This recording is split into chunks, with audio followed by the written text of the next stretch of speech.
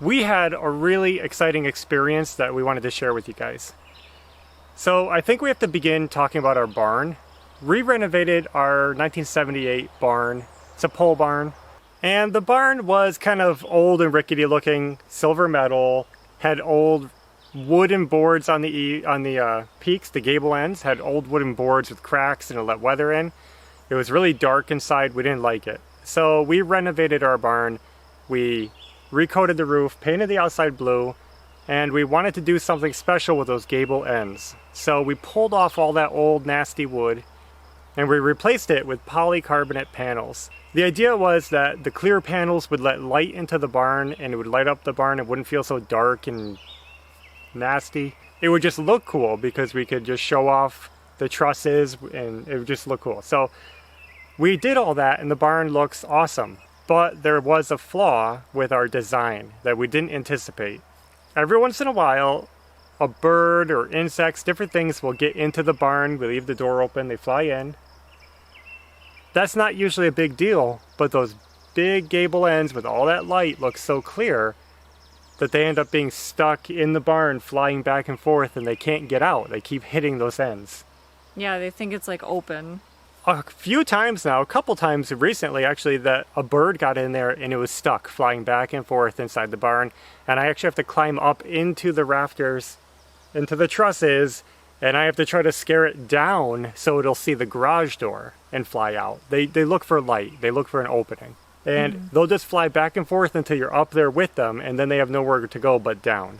Now recently, I was in the barn just doing some normal work, taking care of some stuff, doing some projects, and I was alone. I'm standing in the barn, it was quiet, and I heard some rustling.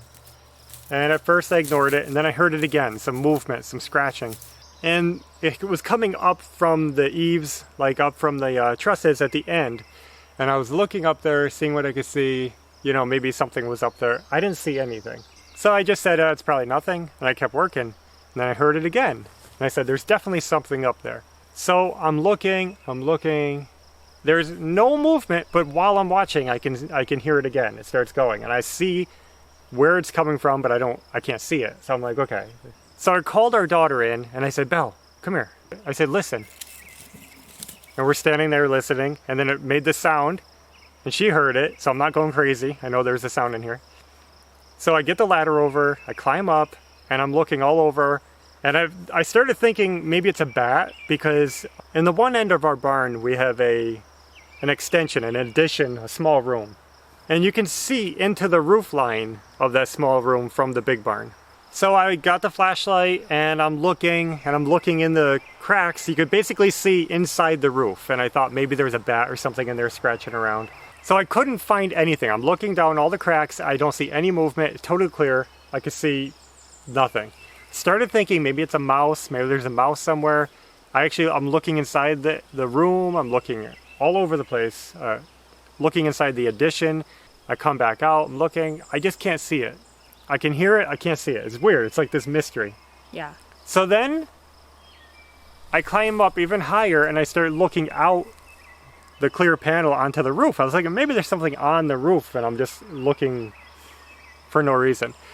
And I start looking out and then I see it. And I went into like, oh no.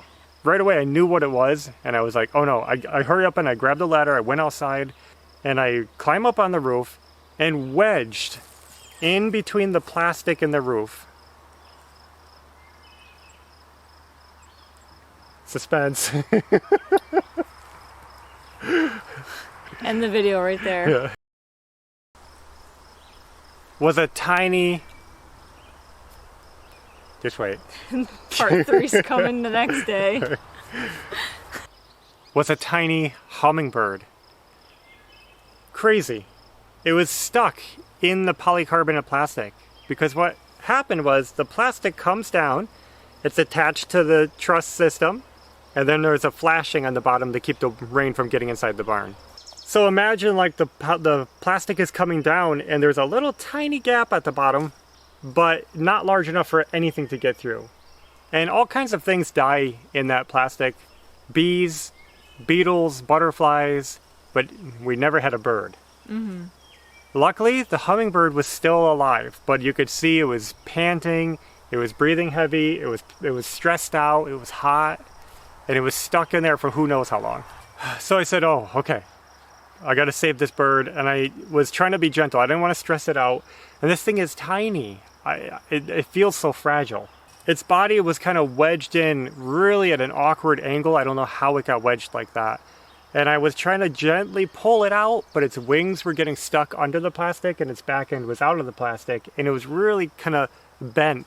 I was afraid. I said, I can't pull anymore because birds are so fragile. Their bones are so light. I didn't want to hurt the hummingbird. So I hurried up and I just climbed off the roof, and I got my drill, I got my attachment to take off the screws that hold the panels in place. I got back up there as quick as I could, and I just start unscrewing the panel. And I'm just pulling the screws off the drill with my mouth, and I'm unscrewing them. I'm trying to do it as quick as I can. But and at the same time, I got to hold the panel and make sure it's not going to hurt the bird. Got the panel unscrewed, I pulled it away gently, and I grabbed the bird. And it wasn't fighting me. It was just worn out. So then I climbed off the roof with the hummingbird. Our daughter bought her little bug case over, which is like this little net dome that she puts insects in when she's catching bugs and butterflies. And we put the hummingbird in it just so we could observe it. We're not trying to trap it, but we want to make sure it's going to survive because it just went through this traumatic experience. And hummingbirds, they need to eat pretty often to stay alive. And their bodies use a lot of energy. So we were really worried that this bird wasn't going to make it. We took it out after it seemed calm. We're holding it in our hand. We're checking it out, checking its body, making sure the wings aren't broken. Everything looks okay. So even though everything looked okay, the wings looked okay, it was actually standing on its feet, the legs looked okay. It wasn't flying away, and we were holding a hummingbird in our hand. So we were thinking, okay, we don't have much time. This hummingbird is going to die if we don't do something. So I ran into the house and I started looking online, trying to figure out what to feed hummingbirds. I know they eat sugar water, but the problem is we don't eat sugar. We don't buy sugar. We don't have sugar at the house. So I was like, what else can we give it? What we had was honey and maple syrup. That's the only sugars that we had in the house. So I said, let's see. During my research, I saw that you shouldn't give honey to hummingbirds. It could be bad for them and cause fungus or bacteria or something to grow in them. I didn't do a long enough research to remember. But no honey. Maple syrup was kind of a gray area. And I think it's hard to tell because some people call maple syrup when it's not. Like, because there's fake maple syrup, real maple syrup. Yeah, the high fructose corn syrup, fake stuff. I don't know. So I said, let's take a chance. Nobody's saying don't use it. Let's just try it. It's the only thing we have. We have the real stuff. Real maple syrup. So I mixed up 1 part maple syrup, 4 parts water, kind of eyeballed it. This was all in a rush. We were thinking like, we got minutes before this bird dies on us. So I don't know, maybe we didn't. It was just, it felt urgent. And we mixed that up and I brought it out. We had nothing to put it in. How do you feed a hummingbird? We put it in a little cap. And then holding the hummingbird, we just tried dipping its beak into the cap. And that was actually pretty tricky because he wants to put his beak up. He doesn't want it down. And if you tilt the cap up to his beak, you're going to spill it. So we try to push his beak down and he doesn't like that. But he wasn't fighting. He wasn't trying to fly away. It was weird. He was just sitting calmly, but not wanting his beak pushed down into the liquid. But finally, through a bunch of attempts and dipping my finger into the sugar mix and putting it on the end of its beak, it started to taste it. Its little tongue came out and licked it. Yeah, they have like a long tongue.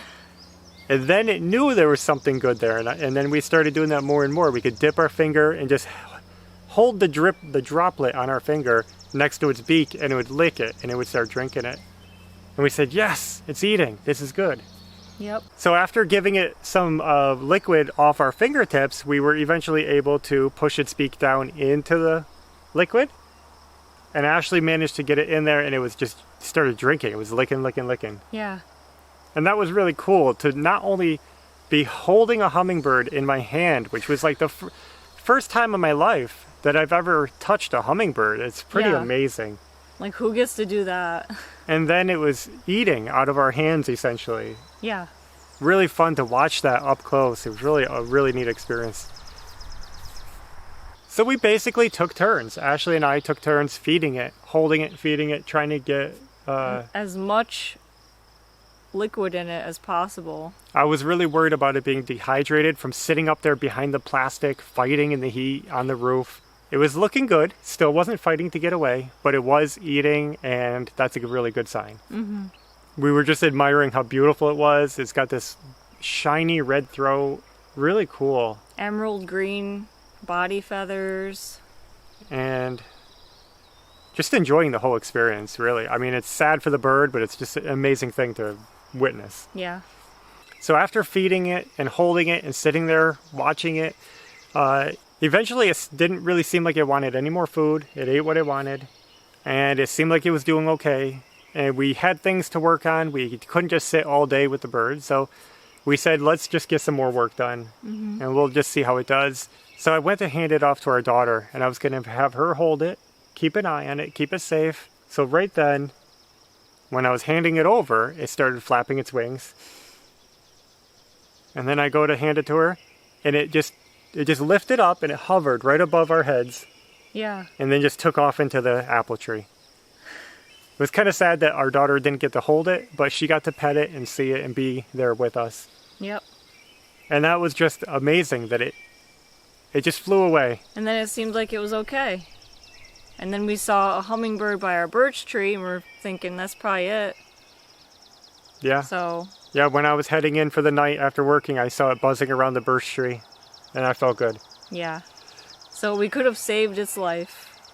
So we had the hummingbird for a while. I mean, it's hard to judge time when you're in the moment, but I would say we were there at least 15 minutes, maybe longer. Probably 15 minutes to half an hour. Holding this bird and trying to nurse it back to get its energy back. I just thought it would be a fun story to share with you guys. We didn't get a lot of video of it. We didn't get the video of it flying away. It was so... Like, we didn't expect that. It was so calm, and it just didn't seem like it wanted to go anywhere. And then it suddenly just went. I said, I'm ready, and it left. Yeah. So it was still really cool, and I hope you guys enjoy the story. This is another animal that we can add to our list of really cool animal experiences. Some of you guys might remember an old video that we did where we actually saved a baby raccoon that we found in the woods. It was raining, and we found this baby, eyes closed raccoon laying in the old. Laying in the mud all alone, middle of the day, nothing around. It was wet. Cold. Because it kept raining on and off that day. And luckily we brought it home, we fed it, we got it milk, and we found a rehabilitator to raise the raccoon up and release it into the wild. That is an awesome thing. We'll link that below. And also some behind the scenes stuff that we don't film, like, you know, we've saved turtles from the road. We pulled a fish hook from a turtle's eye once. Yeah, that was in Kokomo. There was literally a turtle that got hit by the UPS truck and had a fishing hook in its eye, and it still survived. Yeah. It might be blind in that eye, but we got the hook out. And there was a goose there was a lot of geese that used to come up to our property, and we noticed one of them had a weird leg. It was like bulging. And limping. And then we realized it had a big wad of fishing line wrapped around its leg, and it was like infecting it. Yeah. So we kind of were like feeding it, and then I got behind the goose, and I snuck up behind it, and then I like lurched myself onto the goose to catch it. We held the goose still and cut off the fishing line from it. I mean, that fishing line was embedded deep in its leg, like deep. Yeah. It probably would have lost its leg soon. And it would have died. So we're so happy that hopefully we saved that goose also. It's just really cool experiences, and this was a totally new one for us. It's a hummingbird, so fragile. And if I wasn't out there in the barn at that time, it would have died. And just been another dead animal in the collection of bugs and insects up in our plastic. So yeah, that's all. We just wanted to share that story. It's a fun story. Hope you guys enjoyed the video clips and the pictures. And as always, we appreciate you guys watching. So until next time, take care. Bye.